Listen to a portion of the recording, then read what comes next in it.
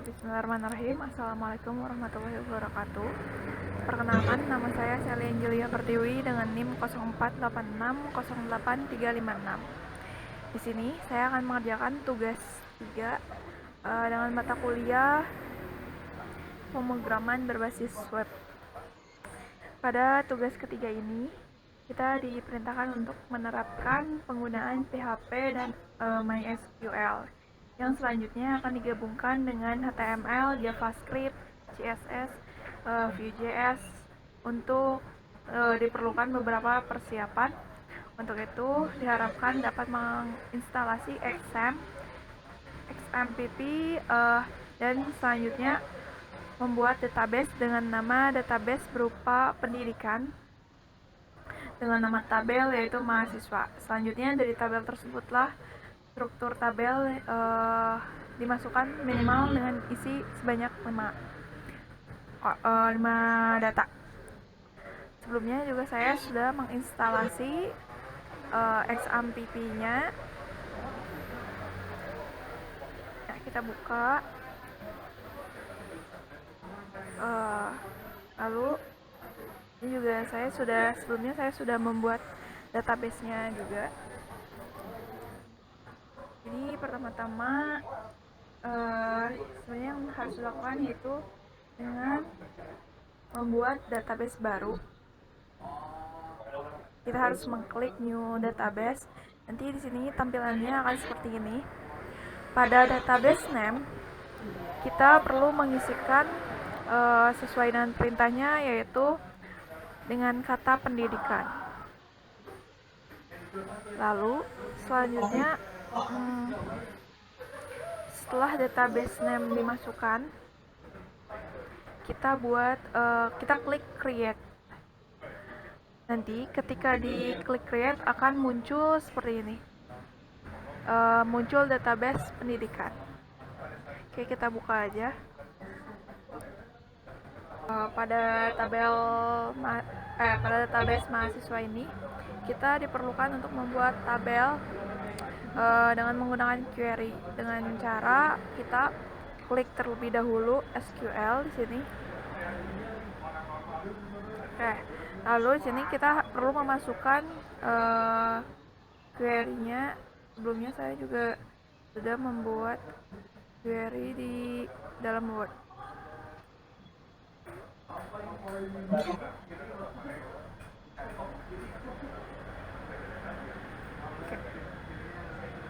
Dalam query ini terdapat query tabel mahasiswa yang beserta dengan struktur dan kolomnya. Dalam query ini terdapat ID yang berbentuk integer. Kenapa integer? Karena berupa angka dan mempunyai fitur yaitu berupa auto increment, sehingga kita tidak perlu memasukkan kembali ID juga sebagai primary key. Nah, primary key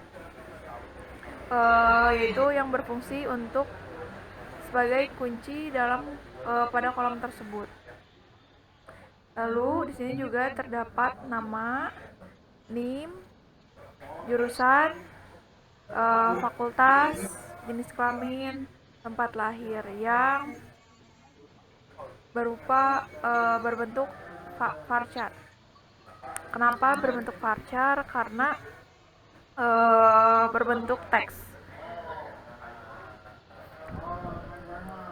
Nah, di sini juga terdapat angka-angka. Setelah kata varchar itu terdapat angka-angka yang merupakan bentuk limit dari data yang dapat dimasukkan. Misal kayak ini 100 limitnya. Lalu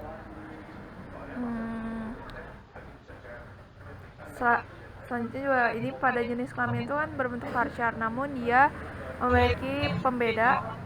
Nanti akan terdapat pengecekan jenis kelamin yang bisa dimasukkan hanya pria dan wanita. Selain itu yang terakhir juga ada tanggal lahir yang berbentuk date. Oke, ini seharusnya kita klik go ya, tapi karena kita sudah membuat, kita langsung masuk ke tabel mahasiswanya saja.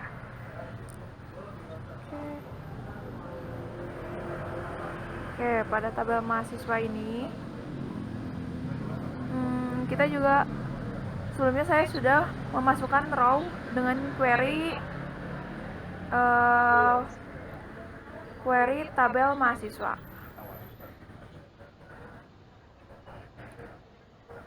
Oke, jadi kita untuk masukkan data kita hanya perlu memasukkan query-nya kembali dengan cara seperti ini. Ini saya sudah menuliskan query-nya. Kita perlu mengkopinya, lalu kita masukkan kembali. Kita masukkan kembali menggunakan insert into. Ini insert into mahasiswa.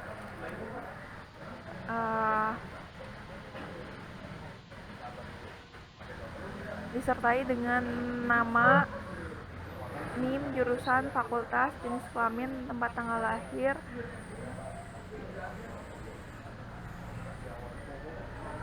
beserta values-nya atau nilainya.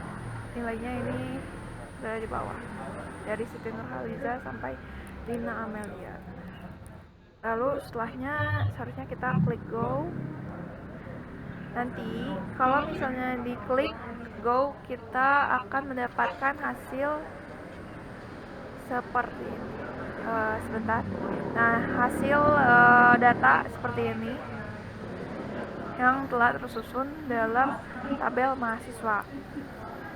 Oke, setelah database pendidikan dan tabel mahasiswa telah selesai dibuat, selanjutnya kita masuk ke local disk terlebih dahulu,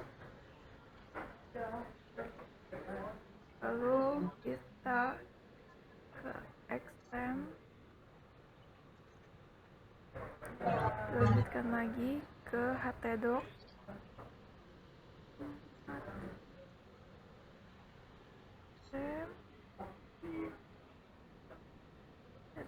oke.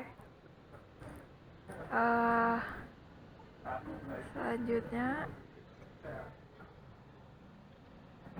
buka mahasiswa apps. Nah, karena kita sebelumnya sudah membuat coding, maka setelah ini kita hanya akan menjelaskan isi dari masing-masing file codingan tersebut. Oke, selanjutnya kita move ke Visual Studio Code. Oke, pada file yang pertama ini terdapat file config.php. Pada config PHP ini berfungsi untuk menghubungkan project mahasiswa app dengan database yang sudah dibuat. Pada line ke-10 ini terdapat $database sama dengan pendidikan yang harus kita masukkan sesuai dengan nama database pada sebelumnya. Nah, sini kan pendidikan, jadi harus sama isinya, yaitu database pendidikan. Lalu pada line 8 dan line 10 ini, dikarenakan kita tidak mengeset username dan password, maka username menggunakan default yaitu root. Ini root. Dan untuk passwordnya kita kosongkan. Oke, lanjut kita move ke file mahasiswa. Pada file mahasiswa ini mahasiswa.php adalah file yang berfungsi sebagai REST API-nya. Di sini kita hanya menggunakan metode get, yaitu di sini. Nah, ini get di line ke-7 yang digunakan untuk mengambil data mahasiswa pada tabel mahasiswa dengan menggunakan query select. Nah, ini di line 20 dengan menggunakan query select from mahasiswa order by ID. Lalu kayak di line ke-25 itu kita di sini ada formatting tanggal lahir. Di sini tuh kan formatnya berupa date, month, lalu year. Nah, nanti ketika kita membuka website, formatting tersebut akan berubah menjadi year, month, lalu date. Jadi dibalik. Oke, pada saat membuka web dirubah jadi year, month, dan date. Oke.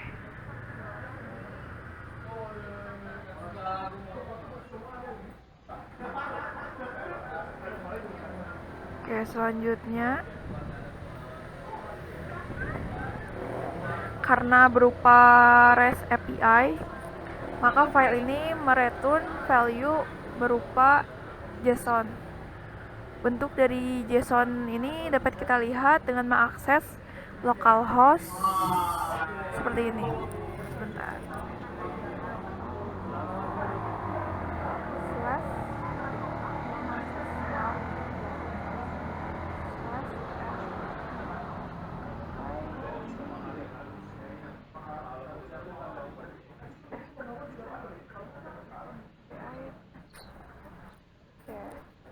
Nah, ini bentuk dari JSON-nya, kita rapikan.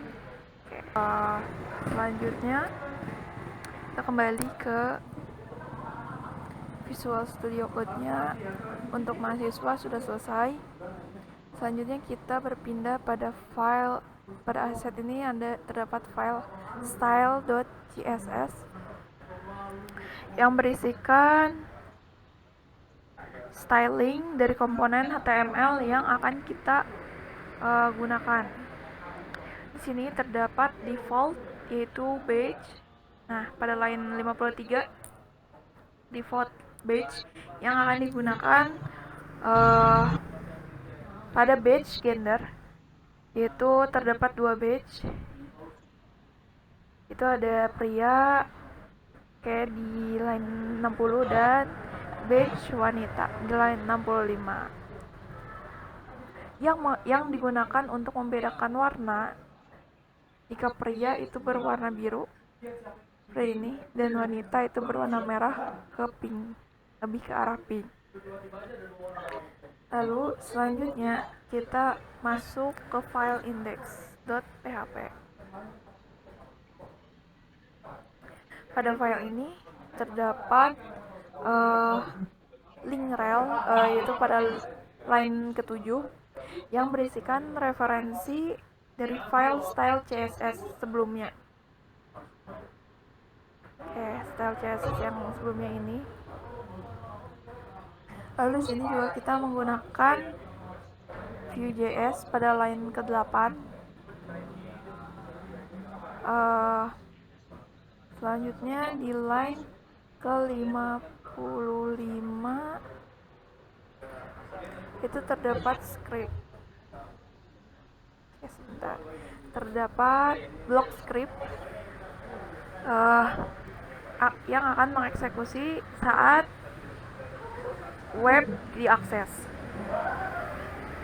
Pada bagian ini terdapat fetch data. Nah, ini di line 67.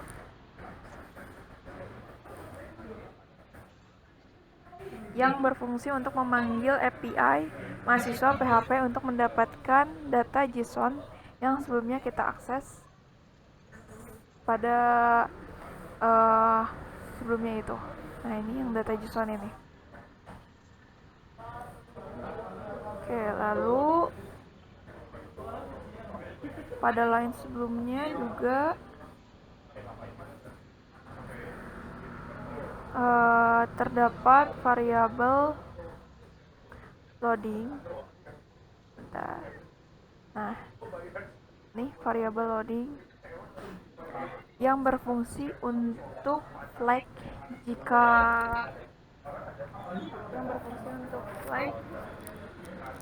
true maka load class loading. Namun jika false,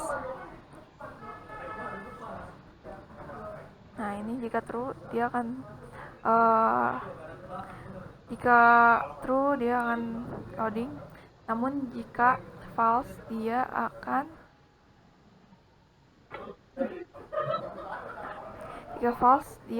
load class akan table container. Lalu pada line ke-74 di sini kita mendapatkan kita selesai untuk mendapatkan data JSON. Variabel loading akan berubah jadi false yang akan merender tabel container. Dalam tabel container terdapat mapping tabel HTML dari JSON sebelumnya yang telah kita dapatkan. Oke, selanjutnya penjelasan di tabel ke-32. Oke. Pada tabel ke-32 ini terdapat iterasi dari data JSON array menjadi tabel row. Oke, untuk penjelasan codingnya telah selesai. Selanjutnya kita coba untuk akses di localhost.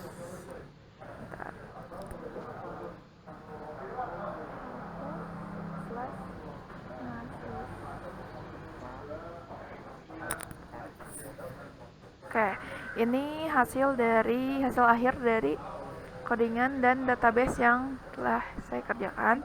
Nah, tadi kan sempat membahas perubahan dari tanggal lahir, ada bagian tanggal lahir. Jika pada database itu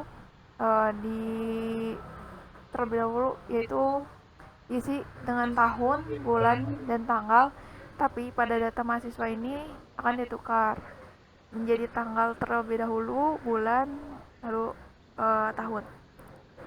Ya, mungkin cukup sekian tugas yang dapat saya kerjakan pada tugas ketiga ini dengan mata kuliah pemrograman berbasis web. Apabila terdapat kekeliruan, mohon untuk dapat memberikan kritik dan saran. Terima kasih. Assalamualaikum warahmatullahi wabarakatuh.